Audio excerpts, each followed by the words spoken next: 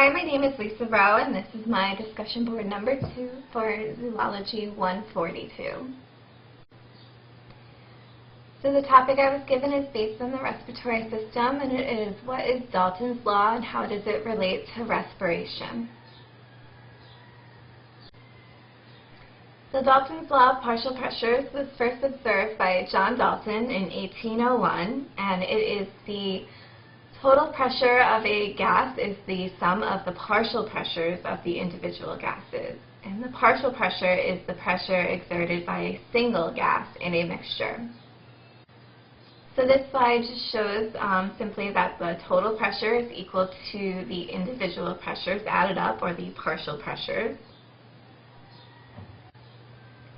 And this relates to respiration because the partial pressures of gases in the air and in your blood are very important in determining the movement of oxygen and carbon dioxide between the atmosphere and the alveoli of the lungs and into the blood.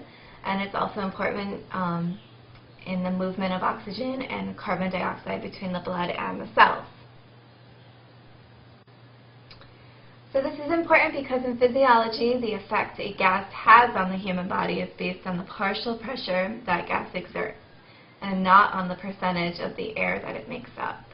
It is the partial pressure of the gases that change as you gain or lose altitude, and I'll explain this a little further in my next couple of slides.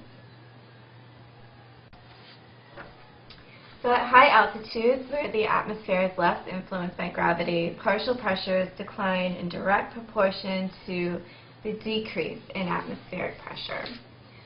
So for example, when mountain climbers climb Everest, they have to take oxygen with them, and this is because the atmospheric pressure is lower. So the partial pressure of oxygen is lower. So the hikers are not getting enough oxygen, which is known as hypoxia, from the air into their body because of the decrease in pressure.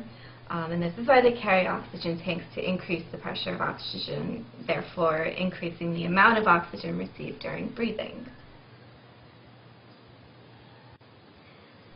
So in deep sea diving, the effect would go in the opposite direction. The total gas pressure increases as the diver goes deeper into the water, and the partial pressure of each gas involved increases as well, and the effects which might cause on the diver's body also increases. So Dalton's law should be seriously considered by divers in the case of nitrogen. Whenever there is an increase of the partial pressure of nitrogen, this would cause a higher nitrogen concentration dissolved in the diver's blood, and this could cause him or her to suffer a nitrogen narcosis, which is an alteration in consciousness. So in summary, Dalton's law is the total pressure of a mixture of gases is equal to the sum of the pressures of all gases in the mixture. And Dalton's law of partial pressures is important when talking about respiration because an imbalance in the partial pressures of air can affect if it is life-supporting or sustaining. So that is my discussion board number 2. Thank you for watching, and I look forward to seeing all of yours.